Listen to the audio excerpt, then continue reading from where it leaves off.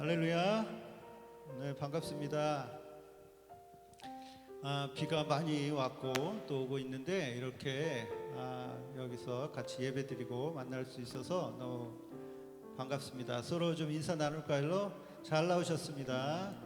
네, 잘 나오셨습니다. 네, 모시느라 수고 많으셨습니다.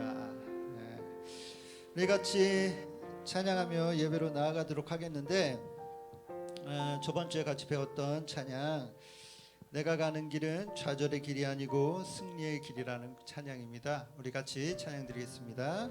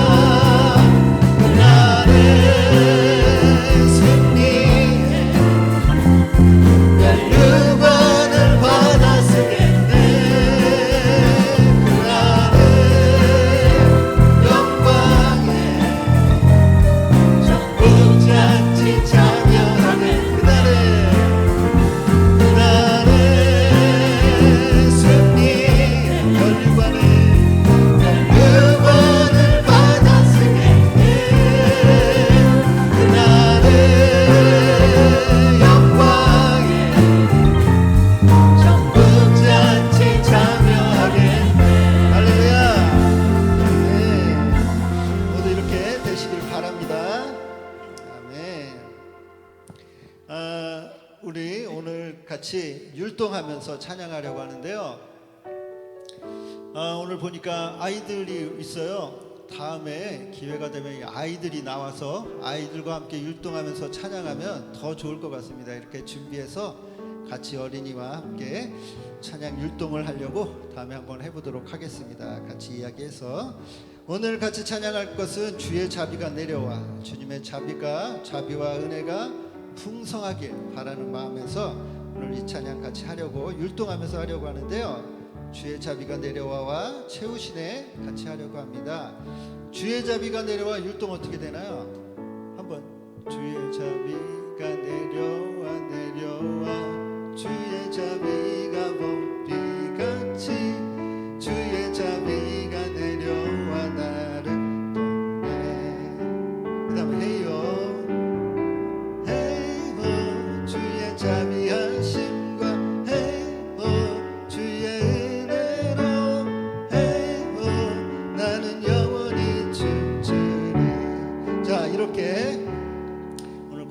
아쉽게 못 나왔지만 다음에 함께 하도록 하고요. 우리 같이 율동하면서 찬양하도록 하겠습니다. 우리 같이 찬양해 드리겠습니다.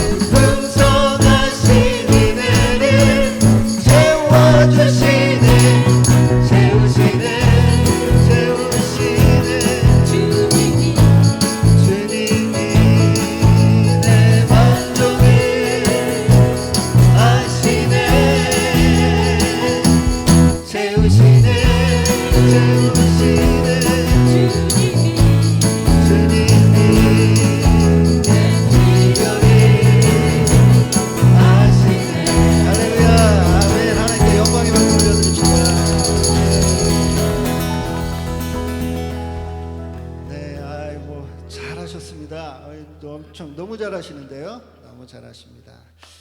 우리 다음에는 어린이와 함께 같이 또 하도록 한번 해보도록 하겠습니다. 우리 하나님을 만나면 끝난 것이다. 우리 같이 찬양드리겠습니다.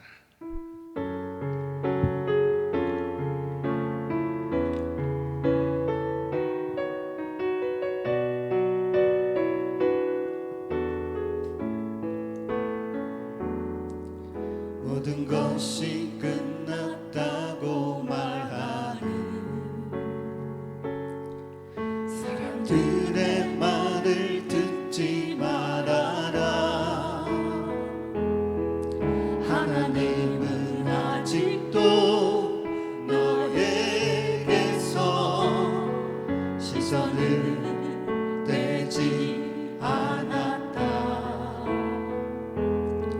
세상에서 답을 찾지 말아라. 사람들을 의지하지 말아라.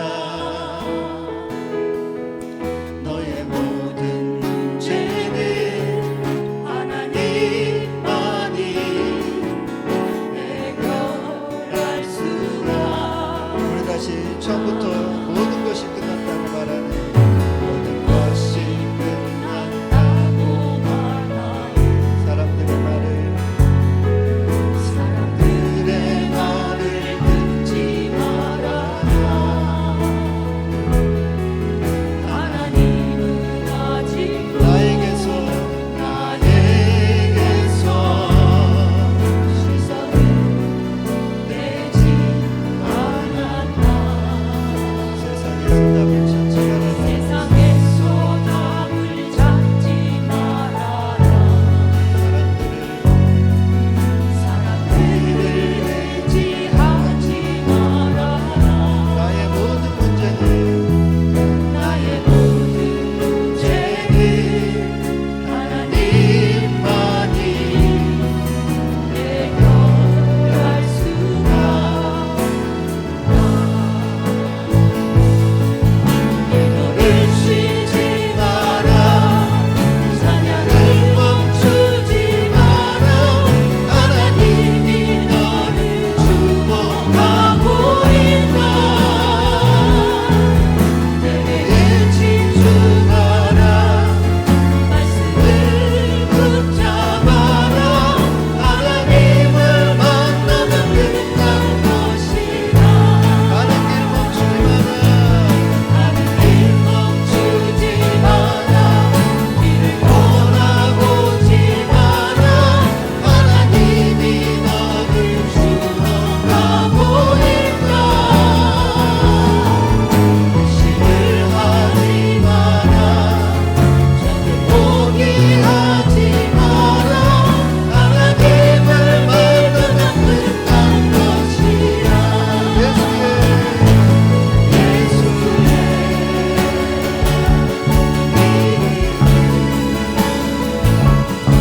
세상의 소망이요 예수의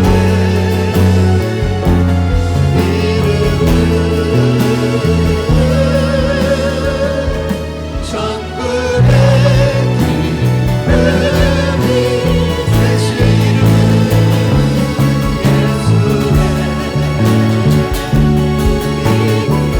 세상의 소망이여 세상의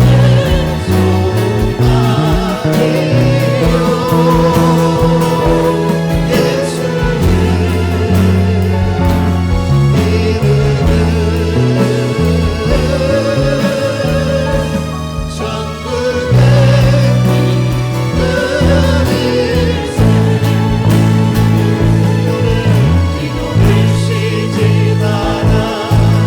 찬양을 멈추지 마라. 하나님이 너를 주목하고 있다. 예배에 집중하라. 말씀을 붙잡아라. 하나님을 만나면 끝난 것이다. 가는 길을 멈추지 마라. 길 멈추지 마라. 뒤를 돌아보지 마라. 하나님이 너를 주목하고 있다. 의심을 하지 마라. 절대 포기하지 마라. 하나님을 믿으면 끝난 것이다. 하나님을 믿으면 끝난 것이다. 만나면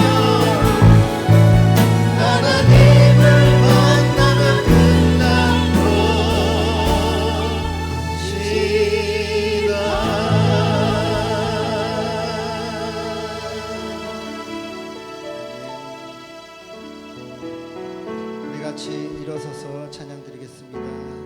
주의 보좌로 나아갑니다. 주의 얼굴을 바라봅니다. 두 손을 들고 겸비함으로 하나 되어 주께 나아갑니다. 주의 은혜에 목마릅니다.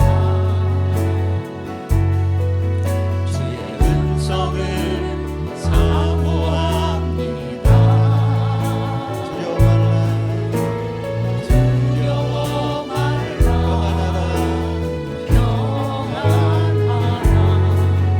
평안하라 강건하라 하늘의 문을 열어주소서. 주의 은혜 베푸시옵소서.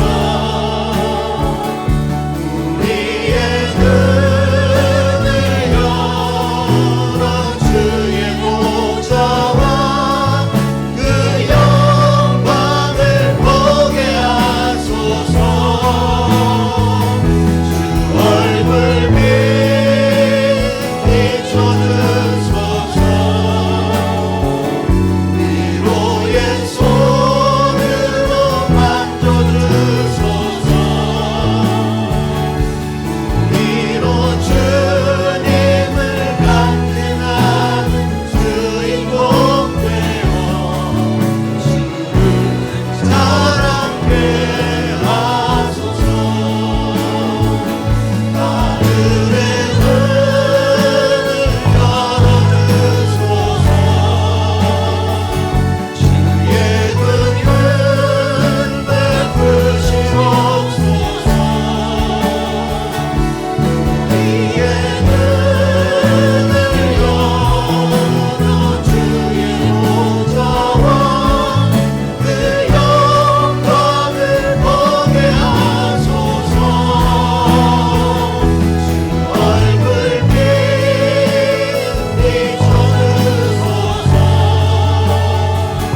위로의 손으로 만져주소서. 우리로 주님을 간증하는 주인공 되어 주를 사랑케 하소서.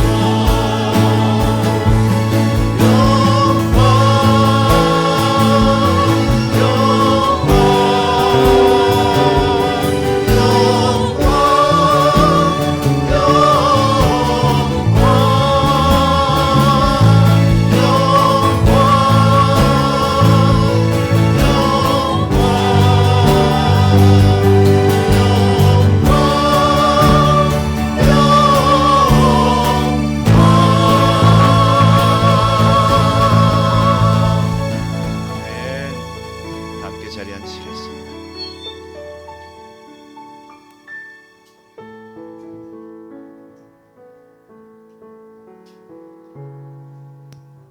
다 같이 기도 드리시겠습니다.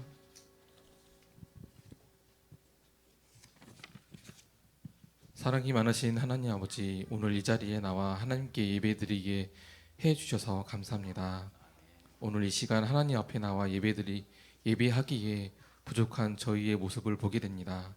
이 시간 기도하오니 저희들이 한 주간 알고 지은 죄, 모르고 지은 죄들을 주님께 고백합니다. 주님, 이 시간 보혈의 피로 용서하여 주시고 온전히 주의 보좌로 나아갈 수 있도록 저희들의 죄를 용서해 주시옵소서. 주님, 최근에 집중되는 장마비로 인하여 어려움을 겪는 사람들이 많이 있습니다. 주님, 그들의 마음을 위로해 주시고 특별히 이번 비로 인해 일가 친척을 잃으신 유가족들을 위로해 주시옵소서. 그리고 하루속히 비로 인한 피해가 회복될 수 있도록 주님 도와주시옵소서. 오늘 드려지는 예배를 위해서 기도합니다. 예배를 위해 보이는 곳에서 보이지 않는 곳에서 수고하시는 많은 손길들이 있습니다. 주님, 그들의 수고와 땀이 하늘에 상달되게 해주시고 하늘의 복으로 채워주시옵소서. 오늘 선포되는 말씀을 통해 오늘 말씀을 전하시는 담임 목사님을 위해 기도합니다. 오늘 선포되는 말씀을 통해 저희가 큰 힘과 은혜를 받게 해주시고 말씀을 전하시는 목사님께 힘과 능력을 더해 주시옵소서. 기도로 도우시는 사모님께도 동일한 은혜로 채워 주시옵소서. 이 모든 기도 사랑이 많으신 예수님의 이름으로 감사하며 기도했습니다. 아멘.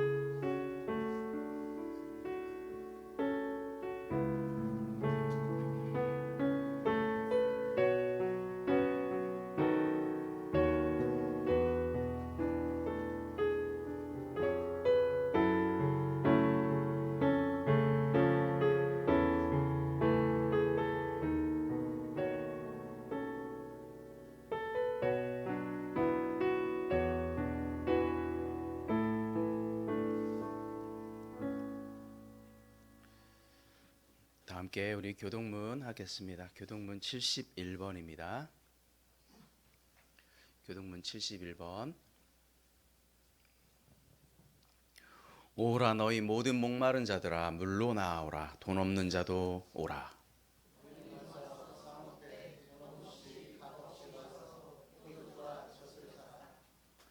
너희가 어찌하여 양식이 아닌 것을 위하여 은을 달아주며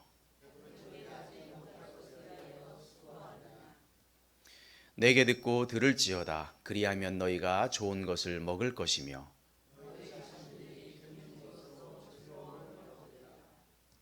너희는 귀를 기울이고 내게로 나와 들으라. 내가 너희를 위하여 영원한 언약을 맺으리니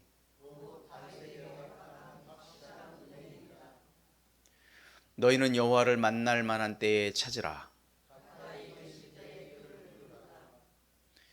악인은 그의 길을, 불의한 자는 그의 생각을 버리고 여호와께로 돌아오라.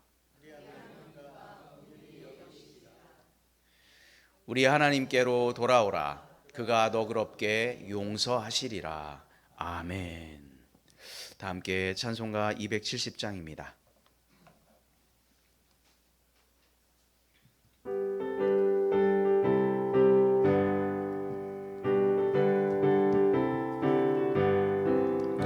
변찮는 주님의 사랑과 거룩한 보혈의 공로를 우리 다 찬양을 합시다.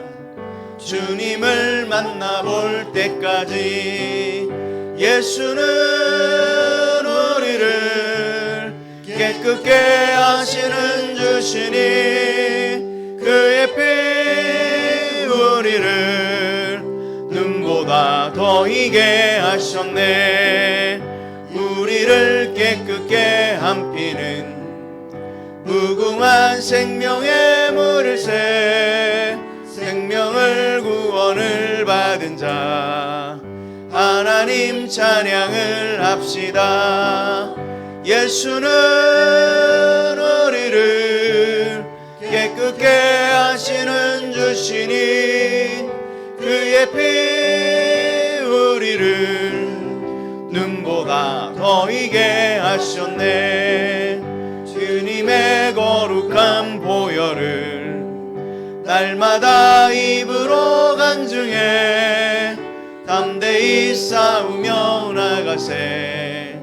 천국에 들어갈 때까지 예수는 우리를 깨끗게 하시는 주시니 그의 피 우리를 눈보다 더 이게 하셨네.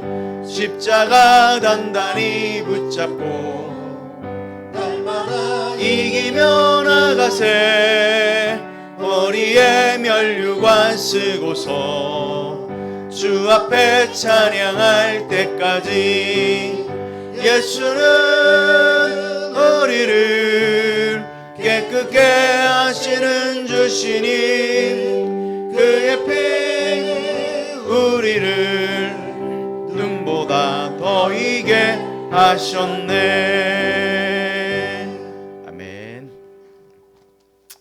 선악교회를 찾아주신 모든 분들을 축복하고 환영합니다. 샬롬의 은혜가 여러분들 모두에게 임하기를 소망합니다. 아름다운 생각이 아름다운 말을 만들고 아름다운 말이 우리 믿음의 행동을 만들어냅니다. 여러분, 믿음의 행동을 함으로 여러분 모두가 이 땅 가운데 행복한 사람으로 살아가기를 축복합니다. 삶 속에서 우리가 전도하기를 원하는데요. 우리가 노방전도 다음 주 7월 22일 목요일 오전 10시에 있습니다. 천안성결교회에서 연합하여서 함께 전도할 예정입니다. 우리 교우들 시간 되시는 대로 함께 참여할 수 있었으면 좋겠습니다. 주일학교 여름 성경학교가 있습니다. 7월 29일 마지막 토요일 그리고 주일 양일간 있습니다. 기도해 주시고 많은 관심과 후원 부탁드립니다. 심내식이 및 야유회가 있습니다.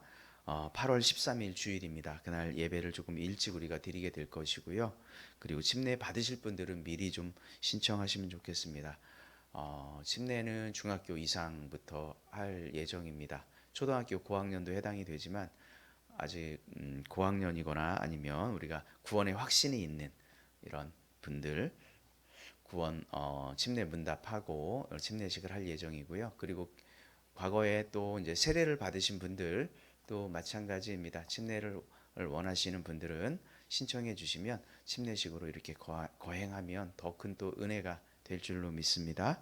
그래서 미리 신청해 주셔서 진행하는 데 차질 없도록 해 주셨으면 좋겠고, 그날 우리가 야외를 가는 곳이 차량으로 한 1시간 반 정도 소요됩니다. 그래서 차량을 대절하였고요.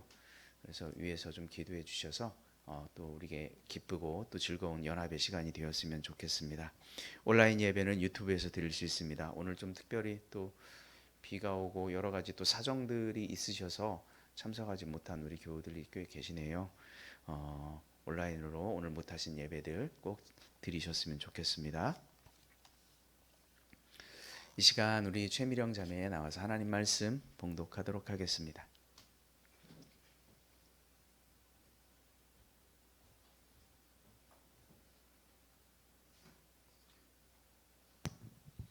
오늘 주신 하나님 말씀은 룻기 1장 19절에서 22절 말씀입니다.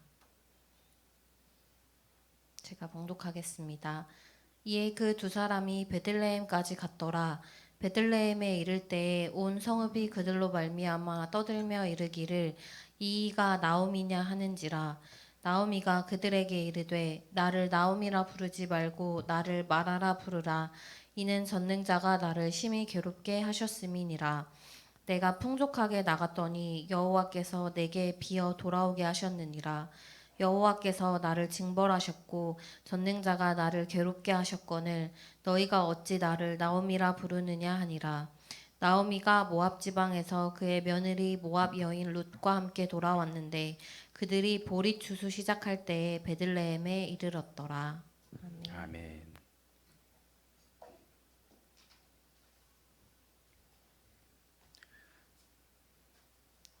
네, 이제 이 시간 우리 준비하신 예물 드릴 때에 우리 김태현 집사님, 최서희 집사님 하나님께 찬송하도록 하겠습니다.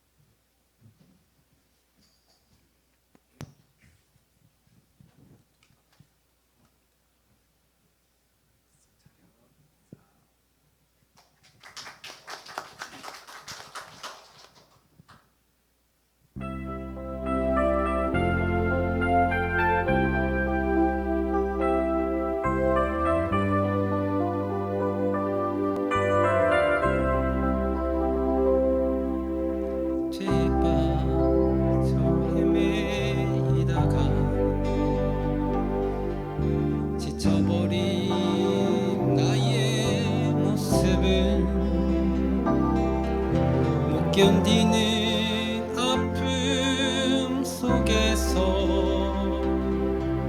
그렇게 쓰러졌을 때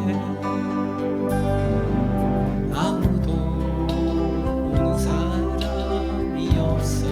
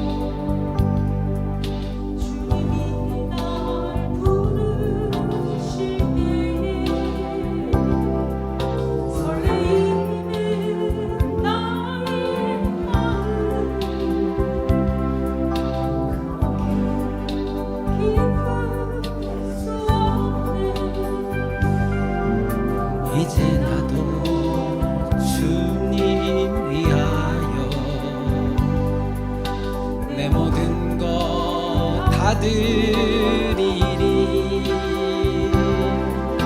내가 가진 모든 것들을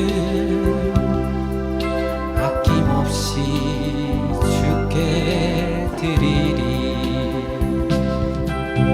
병든 자여 내게 오라. 가난한 자 내게 오라. 죄 빠진 많은 사람들아 모두 다 내게 오라. 슬픈 자여 내게 오라. 괴로운 자 내게 오라.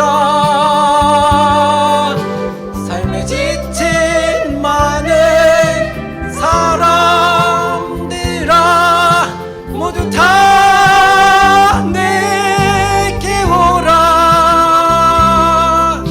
모두 다 내게 오라.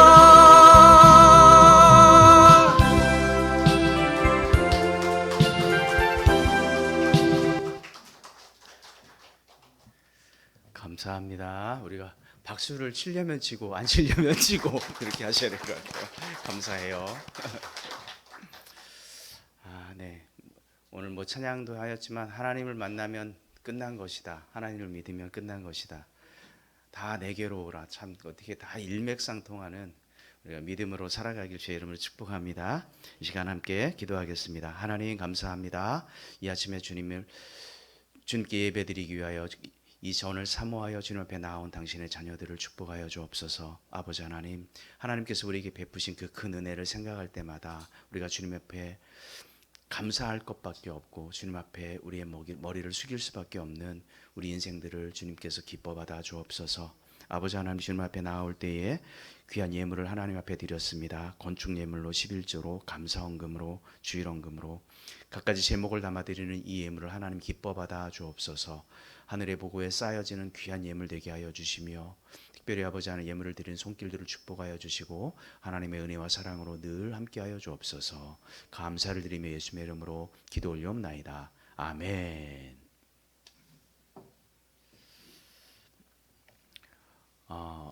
오늘 룻기 말씀인데요. 몇 주 전에 룻기에 관한 말씀을 제가 좀 나누었었습니다. 여러분들의 기억을 돕기 위해서 간략하게 줄거리를 조금 설명해 드리겠습니다. 룻기의 시대적 배경은 우리가 아는 바와 같이 왕이 등장하기 이전의 사사시대입니다. 사사시대 이스라엘 백성들이 하나님의 인도에 따라 출애굽하여 가나안에 정착을 하였지만 그때만 해도 하나님을 온전히 섬기지 못했습니다. 그래서 우상 숭배가 만연했습니다. 그러다 보니 도덕적으로도 매우 타락한 시기라고 불려집니다. 그래서 이 시대를 구약의 암흑기다 이렇게 흔히들 이야기합니다. 이 룻기의 배경이 되는 장소는 어디냐면 베들레헴입니다. 유다의 베들레헴에 흉년이 찾아오게 되면서 이 일이 시작이 되지요. 흉년이라고 하는 말은 사사시대를 그 특징대로 영적으로 매우 어두워진 시대임을 나타내는 것입니다. 그 땅에 흉년이 들게 되면서 엘리멜렉은 그의 아내 나오미와 두 아들 말론과 기럨을 데리고 이방 땅인 모압 땅으로 떠나게 됩니다. 불행히도 모압 땅에서 남편 엘리멜렉이 죽게 됩니다. 나오미는 젊은 나이에 이방 땅에서 흔히 말하는 싱글맘이 되었습니다. 어린 자녀들과 장성할 때까지 키우게 됩니다. 우리가 생각하는 것보다 훨씬 더 고생스러운 그런 삶이었을 것입니다. 당시 농경, 목축을 기반으로 하는 그런 남성의 노동력이 절대적으로 필요한 그런 시대에 남편이 죽었다라고 하는 것은 굉장히 사회적으로 보호받지 못할 뿐만 아니라 경제적으로도 굉장히 큰 고난이 그들에게 찾아왔다라고 하는 것을 의미합니다. 한마디로 나오미는 지금 패닉 상태, 텅 빈 상태가 되어버리죠. 어려움 중에 두 아들을 결혼시켰습니다. 이방 여인이었습니다. 하나는 오르바, 하나는 룻이었습니다. 그런데 그곳에서 10년쯤 지났을 즈음에 두 아들마저 잃게 됩니다. 이제 나오미에게 남은 것은 두 며느리와 여인 셋만 남게 됩니다. 도저히 그곳에서 여자들만의 힘으로는 살아갈 수 없습니다. 더 이상 버틸 수 없는 지경에 이르게 되죠. 그러던 중 나오미에게 유대 땅 베들레헴에서, 자신의 고향에서 하나님의 백성을 하나님께서 돌보셨다, 양식을 주셨다 하는 이 소식을 전해 듣게 됩니다. 돌아오는 도중에 나오미는 두 며느리에게 너희 부모님의 집으로 돌아갈 것을 권면하지요. 젊은 나이였기 때문에 새로 결혼해서 새 살림을 살아라, 이렇게 축복하며 보내주려고 합니다. 오르바는 마음이 아파하면서 결국 나오미의 권유대로 자신의 고향 친정집으로 떠나게 되고, 룻은 끝까지 나오미를 쫓았더라, 붙쫓았더라, 이렇게 성경은 기록합니다. 나오미는 룻도 돌아갈 권면을 했지만 도저히 룻의 결심을 꺾지 못하게 됩니다. 그때 룻은 하나님께 혹은 자기의 시어머니에게 이런 신앙 고백을 하게 됩니다. 우리가 너무도 유명한 신앙 고백입니다. 어머니께서 가시는 곳에 나도 가고, 어머니께서 머무시는 곳에 나도 머물며, 어머니의 백성이 나의 백성이 되고, 어머니의 하나님이 나의 하나님이 되리라. 죽는 일 외에 내가 어머니를 떠나면 하나님께로부터 내가 벌을 받을 것이다. 결국 이 두 여인은 베들레헴을 향하여 나아오게 됩니다. 룻은 분명 새 출발을 할 수 있었습니다. 아직 딸린 자녀도 없었습니다. 젊었기 때문에 마음만 먹으면 다시 결혼해서 모압에서 행복한 가정을 이룰 수 있었습니다. 그러나 룻은 자기 미래에 대한 가능성을 모두 버리고 아무것도 남지 않은, 정말 텅텅 비어버린 그 시어머니 나오미를 끌어안은 채 베들레헴으로 향하고 있습니다. 이런 룻의 선택은 분명 하나님의 섭리입니다. 하나님의 말로 다할 수 없는 그 큰 그 하나님의 사랑, 그 끝없는 자비를 이 룻을 통하여 나오미에게 나타내 보이는 것이죠. 이것을 성경은 헤세드의 사랑, 헤세드라고 이야기합니다. 우리도 마찬가지죠. 하나님의 끝없는 한없는 사랑이 없었다면 우리가 구원받고 하나님의 자녀가 되는 것 불가능하였을 것입니다. 어쩌면 이곳 호산나 교회에서 여러분들이 예배드릴 수 있는 것 또한 이 헤세드의 사랑이 아니었나 생각이 됩니다. 오늘 우리는 이제 이 헤세드의 사랑이 만들어내는 또 하나의 은혜가 무엇인지 살펴보려고 합니다. 오늘 본문은 나오미와 룻이 베들레헴으로 돌아오는 그 장면부터 시작이 됩니다. 자, 오늘 19절부터 22절까지 연결되어 있는 독특한 단어가 있습니다. 우리 같이 한번 읽어보도록 하겠습니다. 시작. 이에 두 사람이 베들레헴까지 갔더라. 베들레헴에 이를 때에. 그리고 마지막 22절. 그들이 보리 추수 시작할 때에 베들레헴에 이르렀더라. 이렇게 하면서 1장이 마무리됩니다. 1장 1절 또한 이렇게 시작됩니다. 그 땅에 흉년이 드니라. 그 땅은 어디일까요? 베들레헴입니다. 그러면 1장의 맨 마지막 절 22절에 어떤 단어가 나와요? 베들레헴에 이르렀더라. 자, 그러면 1장은 온통 어떤 기사, 어떤 지명으로 채워져 있는지 여러분 알 수 있죠. 무엇입니까? 베들레헴입니다. 그렇다면 베들레헴이 분명히 시사하는 바가 있을 것입니다. 우리가 아는 바와 같이 베들레헴은 빵집이라고 하는 그런 뜻이죠. 그런데 이 베들레헴에 흉년이 들어왔습니다. 흉년이 들었습니다. 그 이야기는 무엇일까요? 빵집에 뭐가 떨어진 거예요? 빵이 없습니다. 마땅히 있어야 할 그 빵이 빵집에 없는 거예요. 여기서부터 문제가 발생합니다. 빵집에 빵이 없다. 그래서 사람들은 빵집에 빵이 없는 그 베들레헴을 떠나갔다라고 하는 것입니다. 어쩌면 그것이 당연해 보입니다. 지금 시대가 앞서 말한 것처럼 사사시대라고 말씀드렸습니다. 왜 이들은 떠났을까요? 빵집에 빵이 없는 시대. 그때가 바로 사사시대입니다. 영적인 기갈의 시대, 말씀이 희미한 시대, 그래서 이것과 무관하지 않습니다. 빵이 없는 빵집과 같은 상태, 영적으로 보면 오늘날 우리가 살아가고 있는 이 교회의 상황은 아닐까, 이런 생각을 해보게 됩니다. 유럽의 교회들을 보십시오. 이미 빵집에 빵이 없습니다. 빵집이 술집이 되었고요. 빵집이 박물관이 된 지 이미 오래되었습니다. 말씀이 사라지고 찬양이 사라지고 기도가 들리지 않는 정말 빵이 없는 빵집. 이것이 어찌 유럽만의 이야기이겠습니까? 지금이 사사시대와 크게 다르지 않다고 생각이 됩니다. 가슴 아프게도 이것은 오늘 우리의 현실이기도 합니다. 그래서 사람들은 하나둘씩 베들레헴을 떠나가게 됩니다. 오늘 본문을 통해 베들레헴의 모습이나 베들레헴 사람들의 이 말과 행동, 이것을 단순한 어떤 그들의 대사로 보기보다는 좀 더 의미 있는 대사로 좀 이렇게 살펴보면서 영적인 메시지가 무엇인가를 오늘 말씀을 통해 좀 더 나누려고 합니다.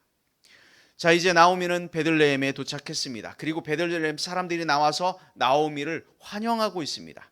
그들의 환영 인사가 우리에게 주는 메시지는 무엇일까요? 이 그들의 환영 인사를 통해 나오미는 무엇을 깨달았을까요? 자, 1장 6절에 보면 베들레헴으로 나오미가 돌아오게 된 이유를 기록하고 있습니다. 1장 6절 다 같이 한번 읽겠습니다. 여호와께서 자기 백성을 돌보시사 그들에게 양식을 주셨다 함을 듣고, 자, 중요한 단어가 있습니다. 하나님께서 자기 백성을 어떻게 하셨다? 돌보셨다. 돌보셨다. 나오미가 돌아오게 된 이유는 뭐냐면 빵집에 빵이 돌아왔기 때문입니다. 하나님의 돌보심 때문에. 그래서 그 소식을 듣고 고향으로 돌아오기로 결정한 거지요. 영적인 메시지로 다시 해석하면 말씀이 희미하던 그 시대에 하나님의 말씀이 베들레헴에 살아났다. 하나님의 얼굴을 구할 수 없었던 그 베들레헴에 하나님의 얼굴과 하나님의 능력이 회복되었다. 성령으로 충만하여졌다라고 하는 것으로 우리는 해석할 수 있을 것입니다. 하나님의 돌보심으로 흉년에서 벗어나 풍요로워진 이 베들레헴 사람들이 나오미를 만나 처음으로 했던 그 말이 오늘 기록되어 있어요. 그 말을 같이 읽어보겠습니다. 룻기 1장 19절이에요. 우리 다 같이 시작. 이에 그 두 사람이 베들레헴까지 갔더라. 베들레헴에 이를 때에 온 성읍이 그들로 말미암아 떠들며 이르기를 이가 나오미냐 하는지라. 자, 여기 보세요. 그들이 한 말이 일성이 무엇이었습니까? 이가 나오미냐. 이것은 의문문일까요? 몰라서 묻는 것일까요? 아니에요. 그렇지 않죠. 나오미와 룻이 베들레헴을 떠나갔을 때, 돌아왔을 때 온 베들레헴 성읍이 떠들썩했습니다. 사람들이 나오미를 이미 알아봤어요. 몰라서 묻는 것이 아닙니다. 10년이라고 하는 세월이 흘러갔지만 성인의 얼굴을 알아보지 못할 정도의 그렇게 긴 시간은 아니었습니다. 마을 주민들 중에는 10년 전 그 기근의 때에 그들이 살아보겠다고 이방 땅 모압으로 갔던 그 엘리멜렉 집안을 모두 다 기억하고 있었죠.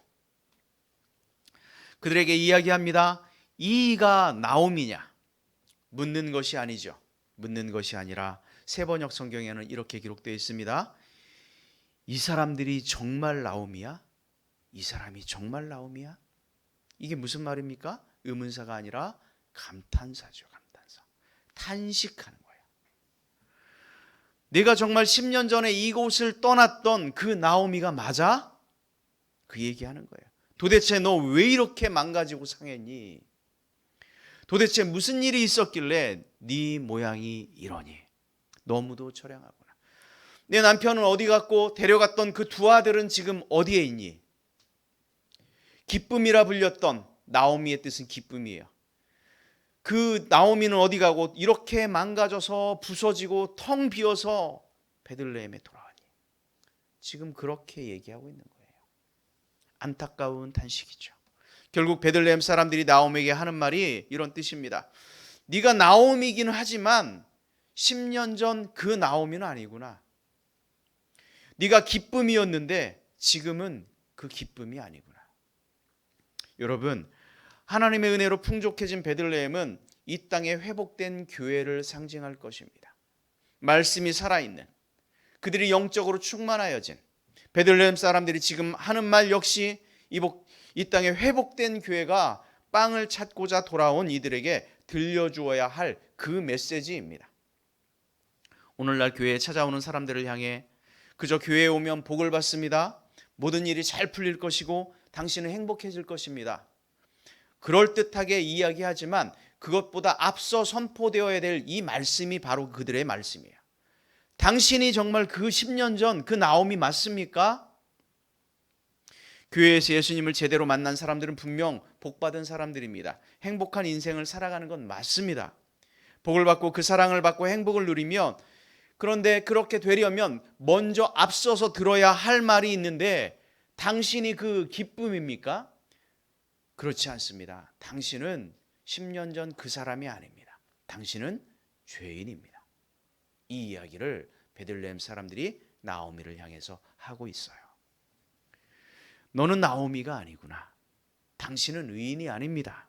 이 말을 하는 거예요. 이 말을 하지 못하는 교회는 죽은 교회입니다. 참된 교회가 아니죠.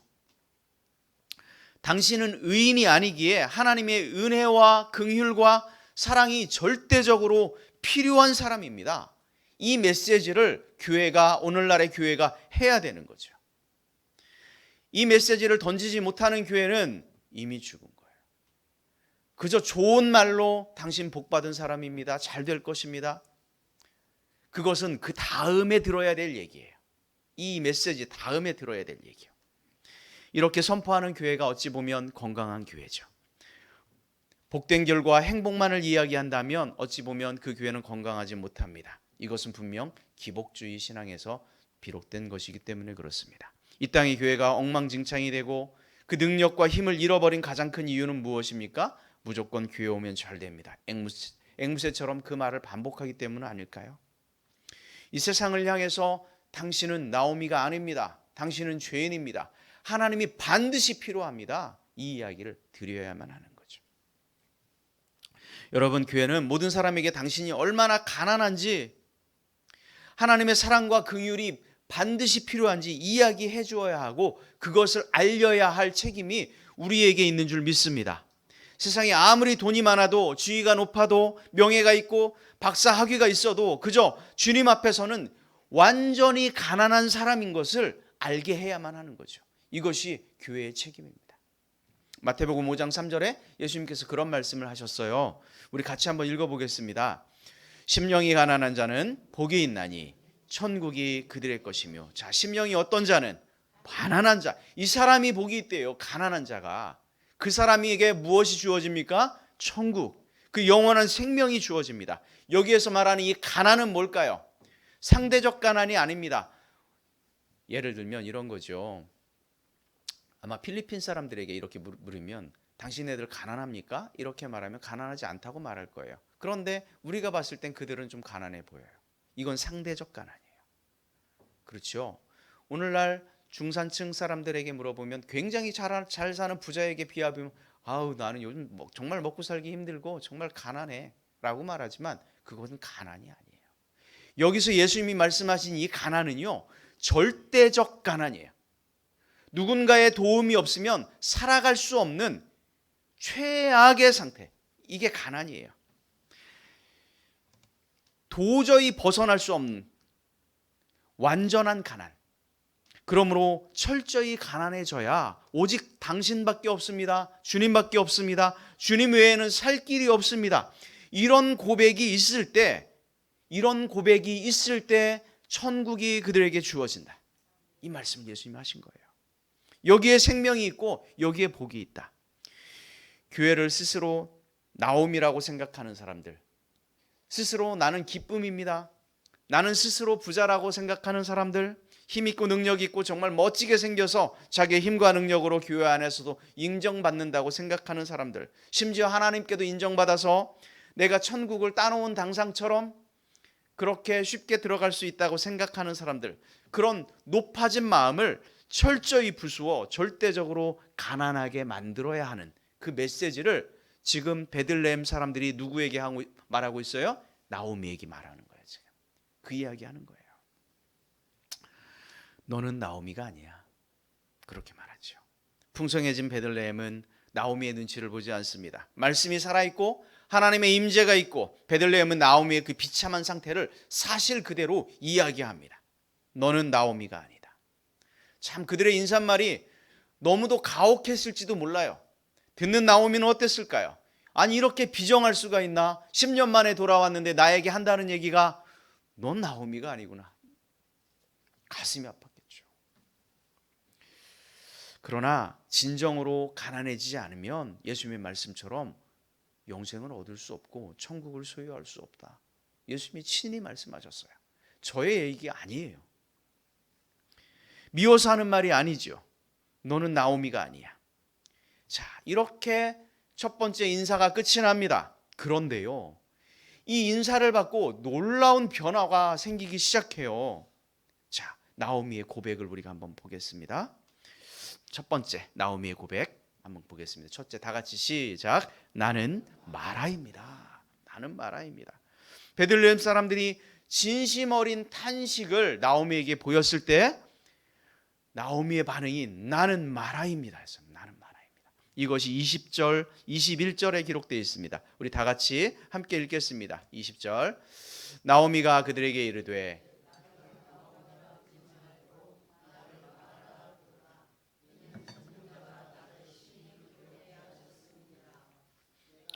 풍족하게 나갔더니 여호와께서 내게 비어 돌아오게 하셨느니라. 여호와께서 나를 징벌하셨고 전능자가 나를 괴롭게 하셨거늘 너희가 어찌 나를 나오미라 부르느냐 하니라. 핵심. 나오미는 스스로 나는 나오미가 아닙니다. 나는 더 이상 나오미라고 부르지 말고 나를 마라라고 불러라. 이 마라라고 하는 말은 쓴물, 고통이란 뜻입니다. 그러면서 여호와께서 나를 비어 돌아오게 하셨고 여호와께서 나를 징벌하셨고 전능자께서 나를 괴롭게 하셨기 때문에 나는 이제 나오미가 아니라 마라입니다. 그녀의 반응입니다.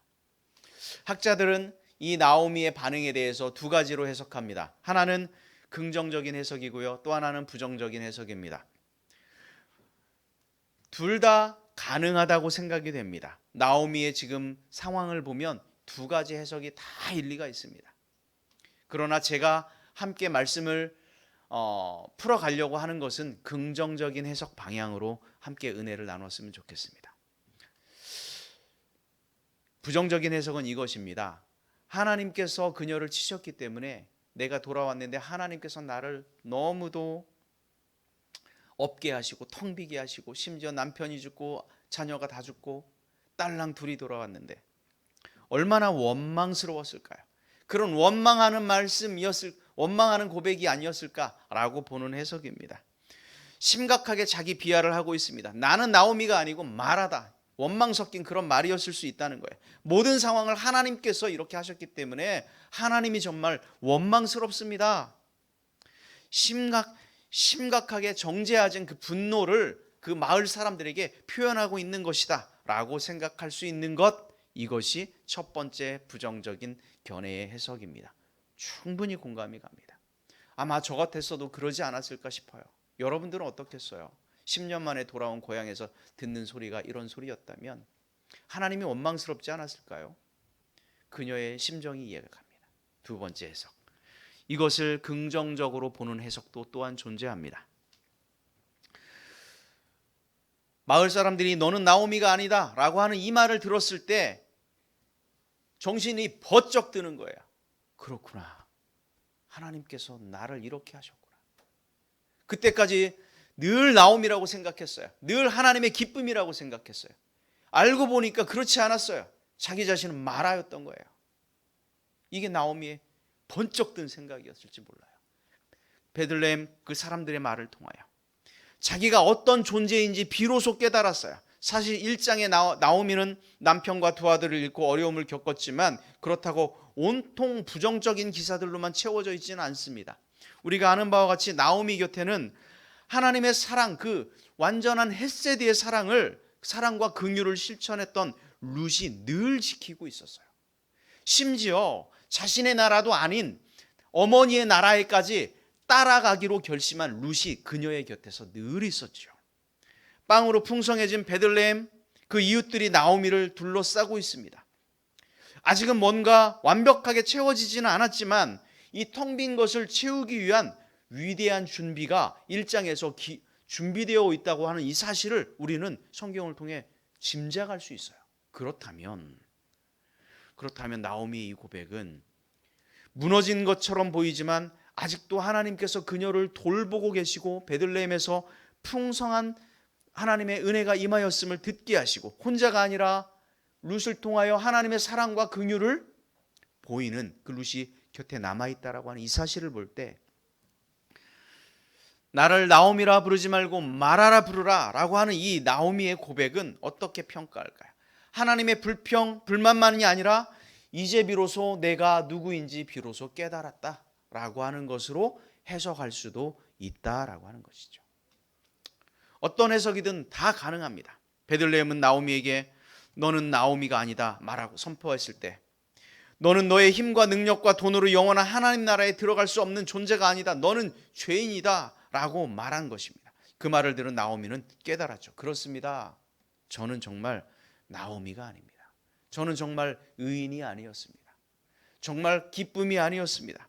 내 힘과 능력으로 천국에 갈 수 있다고 내 까불면서 모압으로 가봤지만 가보니 정말 나오미가 아니었습니다.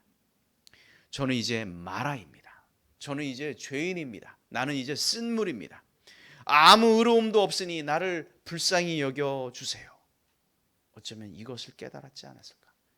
그러면서 나오미는 나를 더 이상 나오미라 부르지 말고 뭐라고 불러라? 마라라 불러달라. 마라가 무슨 뜻인지 여러분 아시죠?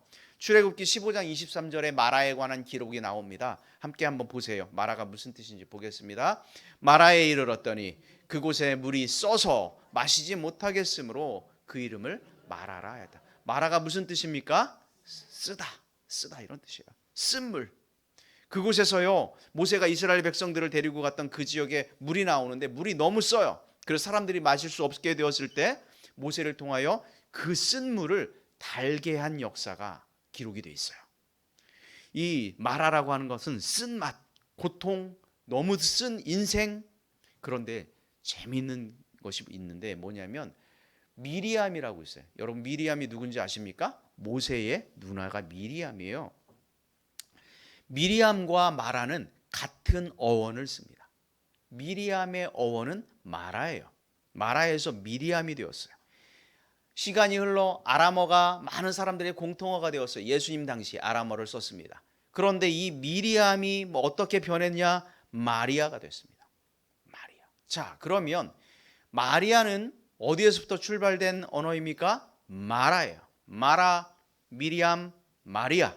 다 같은 말이에요. 예수님께서 십자가에서 돌아가시는 장면이 기록된 곳이 마태복음 27장이에요. 우리 함께 같이 읽어보겠습니다. 백부장과 및 함께 예수를 지키던 자들이 지진과 그 일어난 일들을 보고 심히 두려워하여 이르되 이는 진실로 하나님의 아들이었도다 하더라. 다음, 예수를 섬기며 갈릴리에서부터 따라온 많은 여자가 거기 있어 멀리서 바라보고 있으니, 다음 장, 그 중에는 막달라 마리아와 또 야고보와 요셉의 어머니 마리아와 또 세베대의 아들들의 어머니도 있더라. 여기에 보면요, 55절에 보면 예수님 곁에, 예수님께서 십자가에 달리실 때 예수님 곁에 많은 예루살렘의 여자들이 따라왔어요. 그런데 56절에 보니까 딱 두 사람의 이름을 기록하고 있습니다. 그 사람들의 이름은 공통적으로 누구였어요? 마리아입니다. 성경은요, 과연 이것을 아무 의미 없이 그냥 생각나서 기록했을까요? 아니에요. 철저하게 계산되어 있고요, 어떤 의미를 가지고 그 이름을 그곳에 기록했지요. 수많은 여인들이 왔는데 그 중에 마리아 두 사람의 이름을 기록했어요. 분명히 숨은 의도가 있죠. 마리아는 고통입니다. 자신이 고통이라는 거예요. 자기 인생이 쓴물이에요. 이것을 아는 자라야 십자가에 달리신 그 예수님이 쓴물을 단물로 바꾸시는 분이라고 하는 것을 인정하는 메시지를 그 십자가 사건을 통해 우리에게 전해주고 있어요. 그래서 마라, 쓴물이 주님의 생수를 의미하는 단물로 바꾸는 그 이야기가 출애굽기에 나오고, 마라라고 하는 이름을 가진 여인의 몸에서 생명이신 예수 그리스도의 이야기가 나오고요. 그리고 예수님께서 십자가에 달려 돌아가시는 그 마지막 그 사건의 영광스러운 그 승리를 보여주는 그 주변의 여인들의 이야기가 마리아로 기록되어 있는 거예요. 이것은 결코 우연이 아닙니다. 여러분, 지금 나오미가 자신을 마라됨을 고백하고 있는 거예요. 그 이야기는 뭡니까? 나는 나오미 기쁨이 아니라 철저하게 마라, 죄인이며 이 죄인의 은혜가 없으면 아무것도 할 수 없음을 인정하고 있지요. 오직 자신이 병자라는 것을 아는 환자에게 환자가 의사에게 나오는 것처럼 나오미도 자신이 죄인인 것을 고백함으로 어떻게 누구에게 나아갑니까? 주님께 비로소 나아가는 그 역사가 나타나는 줄로 믿습니다. 사랑하는 교회 여러분, 우리가 참으로 복된 인생으로 살아가기 위해서 제일 먼저 해야 할 일은 무엇입니까? 내가 누구입니까? 내가 마라입니다. 나는 마라입니다. 나는 죄인입니다. 하나님의 은혜 없이는 살아갈 수 없는 그런 인생입니다. 이런 우리의 고백이 필요한 줄로 믿습니다. 그래야 생명의 길, 복된 길, 천국의 길로 나아갈 수 있게 될 수 있을 줄로 믿습니다. 가슴 아픈 이야기지만, 마음 아픈 이야기지만 우리가 먼저 이런 인정이 필요해요. 이런 고백이 필요한 줄로 믿습니다. 우리도 이런 마라의 고백이 있기를 주의 이름으로 축복합니다. 자, 그리고 나서 나오미가 또 이렇게 고백을 했어요. 그녀의 고백 속에 담겨져 있는 또 하나의 의미를 한 가지 찾아보려고 해요. 룻기 1장 20절 21절. 자, 색깔을 칠해놨어요. 이렇게 같이 보겠습니다. 둘째 보겠습니다. 둘째, 다 같이 시작. 모든 것이 하나님으로부터. 이것이 나오미의 두 번째 고백이에요. 모든 것이 하나님으로부터. 룻기 1장 20절 21절 다 같이 시작. 나오미가 그들에게 이르되 나를 나오미라 부르지 말고 나를 마라라 부르라. 이는 전능자가 나를 심히 괴롭게 하셨음이니라. 다음 장. 내가 풍족하게 나갔더니 여호와께서 내게 비어 돌아오게 하셨느니라. 여호와께서 나를 징벌하셨고 전능자가 나를 괴롭게 하셨거늘 너희가 어찌 나를 나오미라 부르느냐 하니라. 나오미의 고백에서 알 수 있는 그녀의 변화는 무엇입니까? 자신이 경험한 모든 인생 가운데 누가? 하나님이, 여호와께서, 전능자가 계셨다라고 하는 이 사실을 비로소 깨달았어요. 나오미는 하나님을 전능자라고 하는 것은 원어에 보면 샤다이입니다. 샤다이, 능력이 많은 분, 모든 것을 할 수 있는 분. 그래서 전능하신 하나님을 엘 샤다이 이렇게 말합니다. 그 표현을 계속해서 사용합니다. 그 전능자, 모든 능력의 하나님이 내 인생을 찢으셨습니다. 지금 이렇게 고백하고 있죠. 그래서 나는 텅 빈 상황이 되었고 고통의 출처가 하나님입니다. 지금 이렇게 나오미는 고백하고 있습니다. 어떤 사람들은요, 여러분들 흔히들 만나면 그런 얘기를 많이 하죠. 그저 운이 없어서 내게 좋지 않은 일이 일어났다라고 흔히들 생각합니다. 여러분들도 그런 생각에 동의하시나요? 안 좋은 일이 일어나면 이런 표현을 많이 씁니다. 아유, 액땜했다고 쳐. 기독교인들도 참 많이 써요. 앞으로는 쓰지 않으셨으면 좋겠습니다. 새 차를 샀어요. 근데 얼마 안 됐는데 운전하다가 접촉사고를 났어요.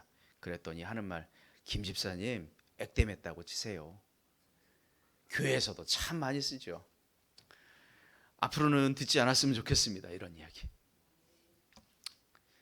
자기의 잘못, 실수, 게으름 또는 상대방의 잘못, 실수, 구조적인 어떤 모순, 어찌할 수 없는 고난을 겪을 때 우리는 액땜했다라고 하는 말을 씁니다. 그런데 이 액땜했다라고 하는 말은 자기의 책임을, 그 실수를, 잘못을 누군가에게 전가하는 거예요. 기독교적인 가치관이 아닙니다. 액이 닥치다, 액을 물리친다 이런 같은 말은 모질고 사나운 운수를 가벼운 고난으로 때운다라고 하는 말인데 이 말은 지극히 샤머니즘적인 이야기입니다. 지극히 무속적인 신앙과 관련이 있습니다. 그러므로 크리스찬이라면 이런 말을 사용하는 것은 결코 좋지 않습니다. 신앙인에게 고난이 닥쳤어요. 그렇다고 그를 액땜했다라고 말할 수 없어요. 그렇지 않습니다. 그렇다면 루시 고난을 당했잖아요. 나오미가 고난을 당했잖아요. 나오미의 태도를 우리가 좀 본받을 필요가 있습니다. 고난을 단순히 운명의 장난이라고 생각한다면 그런 성도는요, 자기에게 닥치는 그 고난을 통해서 아무것도 얻지 못합니다. 어쩌다가 재수 없어서 생긴 일이라고 생각하고 또 재수 없으면 그런 일이 또 벌어질 것인데 그저 우연이라고 생각하니까 그 고난을 통해서 얻는 게 없어요. 발전하지 못하죠. 또 어떤 사람들은 이렇게 생각해요. 이런 고난이 아마 마귀의 장난일 거야 생각하는 분들도 있을 것입니다. 이런 사람들 또한 아무런 성숙을 기대할 수 없을지 몰라요. 왜요? 그 문제의 원인을 타인에게 돌립니다. 외부에 있다라고 생각하죠. 물론 그럴 수도 있습니다. 그러면 고난을 통해서 뭔가를 배우려고 하는 사람들은 어떨까요? 첫 번째 유형은 고난의 이유를 자신의 잘못된 선택이나 나의 죄에서 찾는 사람. 이 사람들이 현명한 거예요. 이런 사람들은 내게 고난이 있는 것 혹은 나에게 어떤 죄 때문은 아닐까? 자기 자신을 깊이 돌아봅니다. 그리고 자기 자신을 성찰하지요. 나의 죄의 문제를 제거하려고 부단히 노력합니다. 그래서 자신의 옛 습관, 과거에 얽매이기 쉬운 죄, 이런 죄의 모습들을 벗어나려고 말씀으로 연단하고 성숙한 그 믿음의 길로 나아갈 수 있어요. 그러니까 첫 단추가 정확히 필요한 거예요. 두 번째 유형은 이런 거예요. 아마 이 고난 가운데 하나님의 선하신 계획과 뜻이 있을 거야 라고 생각하는 거죠. 자기의 잘못된 선택과 죄의 결과가 분명히 아닌 것이 확인된 사람들은 어떻게 그 고난을 이해해야 할까요? 이 고난에는 분명 어떤 이유가 있을 거야. 아마 분명 하나님의 선하신 계획이 이 계획 안에 있을 거야. 그래서 그것을 믿으면 어떻게 해요? 믿음으로 인내할 수 있어요. 그 고난이 와도 아마 하나님의 또 다른 뜻이 있을 거야 생각하면서 그 인내를, 그 고난을 이겨낼 수 있어요. 그래서 더 성숙한 그 믿음의 길로 나아갈 수 있게 하는 거죠. 나오미의 경우는 두 번째 유형입니다. 자신의 고난이 하나님의 선하신 뜻과 섭리 가운데 이루어졌다라고 지금 생각하고 그렇게 이해하고 있습니다. 지금은 알 수 없지만 때가 되면 하나님께서 내가 당한 이 모든 고난을, 그 이유를 알게 하실 때가 올 것이다. 현재의 고난을 그래서 믿음으로 인내하고 있으면 이 고통의 시간을 통과한 후에 하나님께서 나의 믿음을 더욱 성장시키실 것이며 하나님께서 나를 복 주실 것이다. 그래서 인내하는 거예요. 지금 나오미는 그 고난이 우연이 아니라 하나님의 섭리가 있다라고 분명히 믿고 있고 그렇게 고백하고 하나님의 때를 기다리고 있지요. 사랑하는 호산나 교회 여러분, 고난의 이유는 그저 운이 아닙니다. 어쩌다가 재수 없어서 결코 그런 말은 우리에게 통하지 않습니다.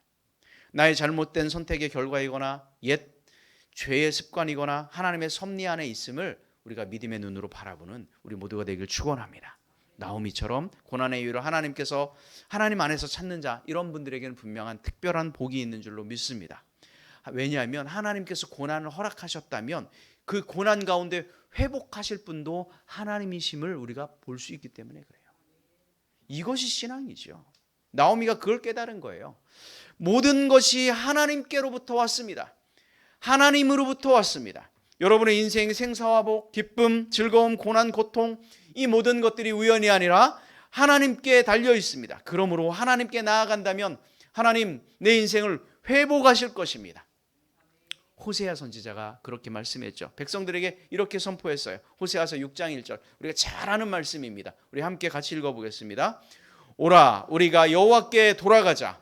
여호와께서 우리를 찢으셨으나 도로 낮게 하실 것이요 우리를 치셨으나 싸매어 주실 것임이라. 할렐루야. 그렇습니다. 호세아는 지금 여호와께 돌아가야 한다. 그 이유를 뭐라고 이야기합니까? 여호와께서 우리를 찢으셨기 때문에, 여호와께서 우리를 치셨기 때문에 여호와께 돌아가야 한다. 정확한 해석이죠.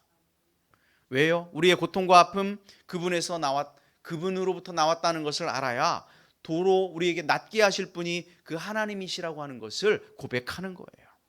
우리가 하나님께 돌아갈 수 있는 그 이유, 그 고난의 출처가 하나님께 있다. 그 깨달음이 나오미에게 있었던 거예요.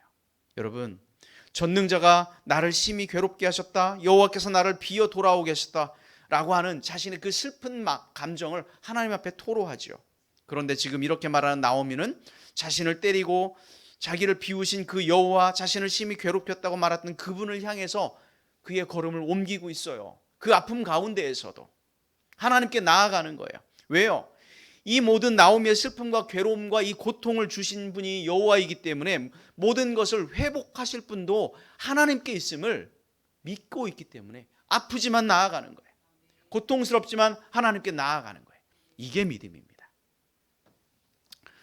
자신을 향해 매를 드셨던 그 하나님 아버지를 향해 비록 아프지만 나아가는 것, 그녀가 선택했어요. 어떻게 이게 가능했을까요? 만약 나오미가 자신을 향해 매를 들고 있는 하나님의 그 손만을 봤다면 매밖에 안 보였을 거예요. 그렇죠? 그런데요, 이 매를 들고 있는 자신을 매를 칠 수밖에 없는 그 고통스러운 일그러진 그 하나님의 얼굴을 봤던 거예요. 마음 아파하며 매를 들 수밖에 없었던 그 하나님의 고통스러운 그 얼굴을, 그 표정을 나오미는 잊을 수가 없는 거죠. 그래서 나아갈 수밖에 없어요. 하나님의 자녀라면 고난이 복이 될 수 있습니다.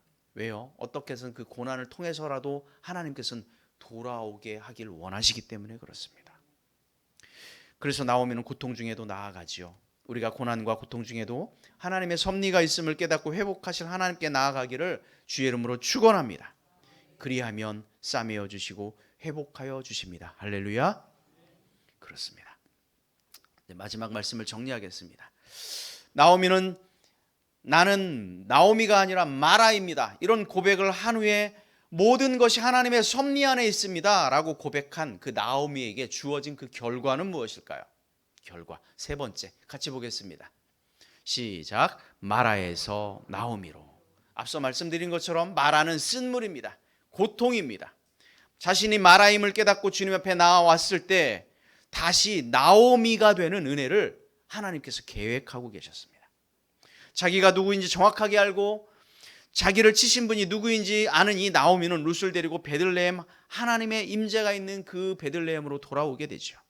22절 텅 빈 것이 어떻게 채워질지 예고하는 그 성경이 22절에 기록되어 있습니다. 같이 읽겠습니다. 22절 다 같이. 나오미가 모압 지방에서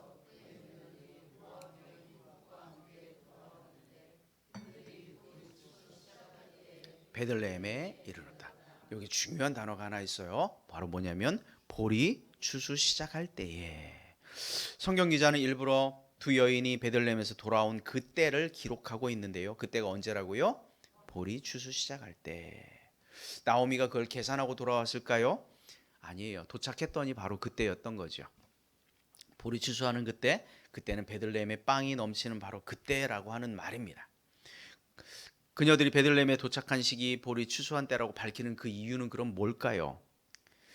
그들이 앞으로 받게 될 하나님의 놀라운 회복의 역사를 암시하는 거예요. 복선을 깔고 있죠. 그들이 돌아온 때는 바로 은혜의 때, 축복의 때라고 하는 말입니다. 화면 내려주세요. 사랑하는 여러분, 우리도 나는 마음이 가난한 사람입니다. 오직 주님밖에 없습니다.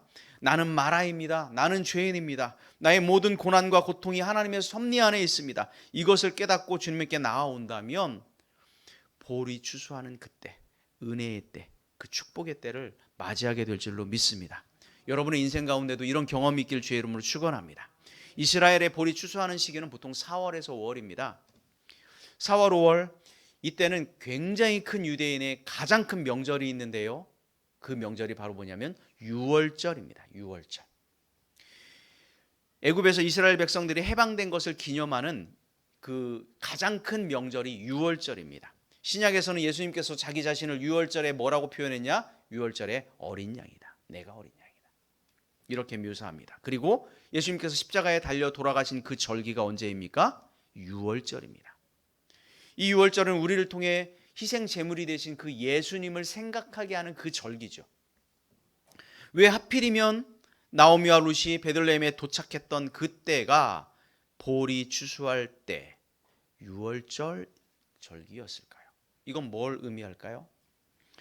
자신이 마라 죄인임을 깨닫고 내 인생 가운데 겪었던 그런 온갖 수많은 굴곡진 사연들, 그것이 좋은 일이건 나쁜 일이건 다 하나님께서 나온 것임을 깨닫고 주님 앞에 나왔을 때 그것이 하나님께 나오라는 사인이었고 결국 만난 것이 유월절의 어린 양 예수 그리스도라고 하는 사실을 우리에게 알려주죠. 사랑하는 교회 여러분, 우리가 혹 가난과 고통 가운데 신음하며 어려움을 겪고 있다면 보리 추수하는 그 베들레헴으로 돌아오길 주의 이름으로 축원합니다. 그곳에서 유월절 어린 양 되신 예수 그리스도를 만나기를 축복합니다. 돌아오면 주님께서 싸매어 주실 것입니다. 돌아오면 텅 빈 우리를 다시 채우실 것입니다. 돌아오면 상처를 치유하시며 회복하실 것입니다. 보리 추수할 그 시작의 은혜의 때를 경험하는 저와 여러분 모두가 되길 주의 이름으로 축원합니다. 성경에요, 퀴즈를 하나 내고 마치겠습니다. 나오미는 자기 스스로 나를 나오미라 부르지 마라, 마라라 불러라 라고 2번이나 이야기를 합니다. 그런데 성경에서는 나오미를 향하여 마라라고 기록한 기록이 있을까요? 없을까요? 1번 있다, 2번 없다, 3번 모르겠다. 성경에는요 없어요. 한 번도 하나님은 그렇게 하지 않으셨어요. 그녀는 자기 자신이 그렇게 인정하고 돌아오고 나니까요, 그녀를 마라의 인생으로 살게 하지 않으셔요. 이게 하나님의 진짜 뜻이에요. 그녀는 성경에 계속해서 룻기가 끝날 때마다 나옴이에요. 나오미. 마라가 아니에요. 그녀 스스로 마라라고 인정하니까 하나님은 그녀를 나오미로 계속 부르셔요. 이게 하나님의 뜻이거든요. 그녀가 굉장히 많은 고난을 겪었어요. 고통을 겪었어요. 그러나 그 가운데 하나님의 은혜가 있었고요, 하나님의 섭리가 있었어요. 여러분, 우리 마찬가지 아닙니까? 우리가 인생을 살면서 우리가 살아왔던 모든 것들이 고통스럽다라고 여겼지만 그 가운데 하나님의 은혜와 하나님의 놀라우신 섭리가 있었음을 우리가 알길 축복합니다. 이것이 은혜예요. 그렇죠. 에베네셀이라고 하는 말이 있습니다. 하나님께서 고통 가운데 있었지만 지금까지는 우리를 인도하셨습니다. 장래에도 인도하실 것입니다. 이런 고백이 에베네셀 아닙니까? 이 시간 다 함께 일어나셔서 찬양하길 원합니다. 가사를 생각하며 찬양했으면 좋겠습니다. 내가 누려왔던 모든 것들이, 지나왔던 모든 시간이 하나님의 은혜였습니다. 이 시간 함께 찬양합니다.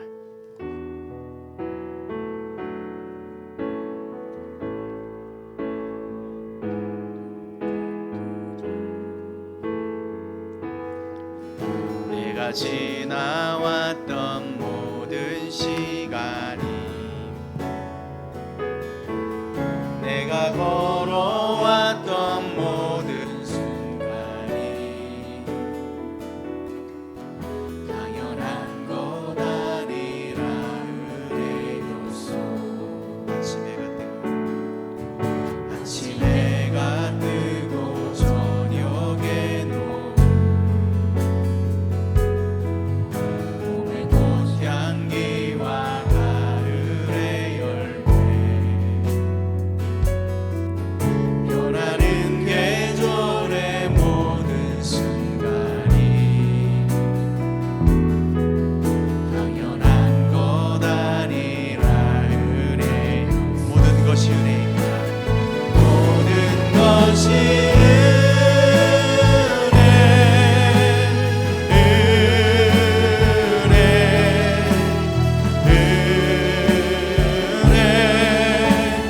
하나님의 은혜. 내 삶에 당연한 것 하나도 없었던 것을, 모든 것이 은혜였소. 한 번 더 고백할게요. 내가 누려왔던 모든 것들이, 내가 지나왔던 모든 시간이,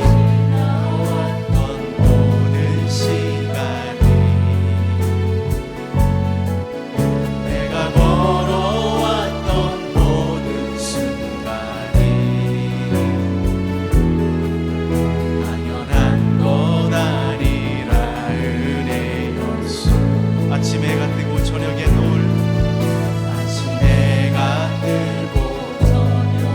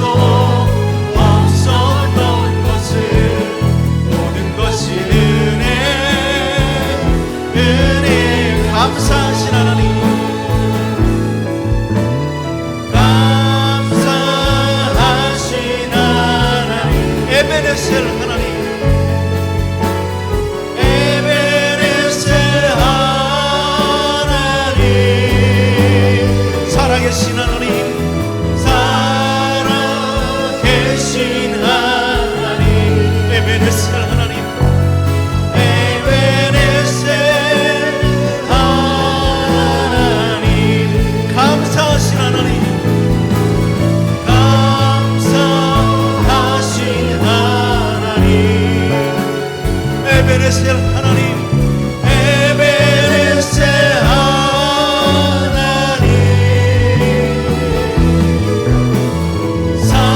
살아계신 하나님, 에베네셀 하나님, 에베네셀 하나님, 여기까지 인도하셨네,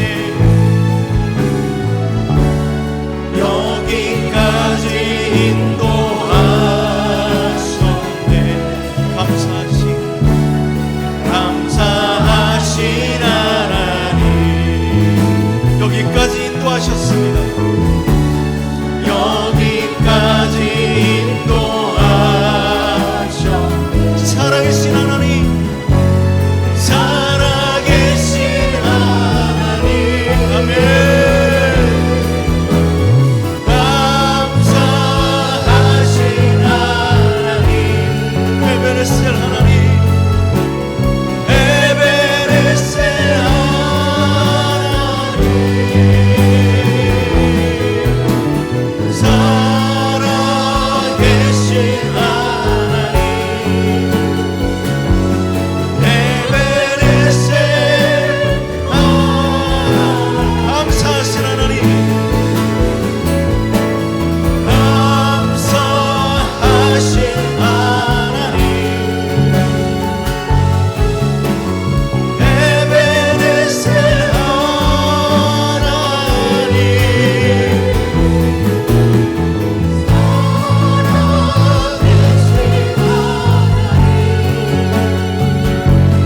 에베네셀 하나님, 이 시간 함께 기도하기를 원합니다. 하나님, 지금까지 하나님께서 우리를 인도하셨습니다.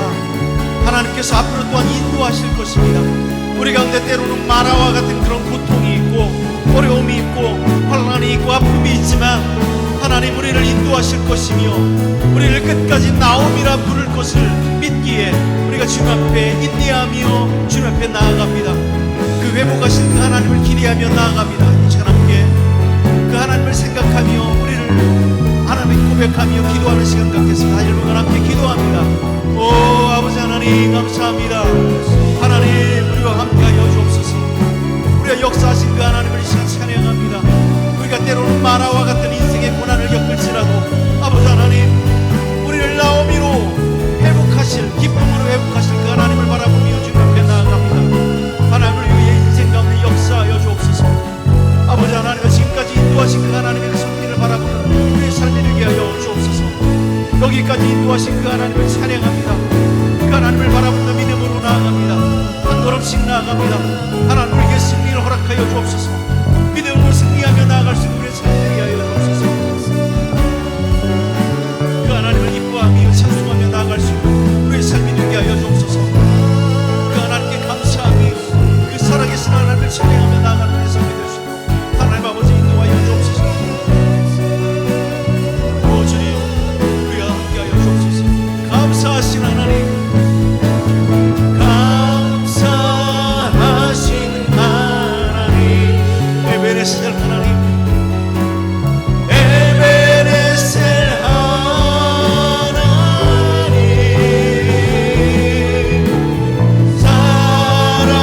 살아계신 하나님, 에베네셀 하나님,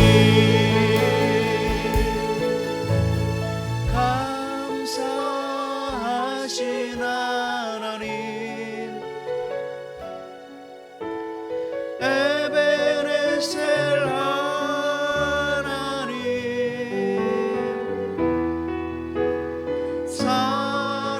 살아계신 하나님, 에베네셀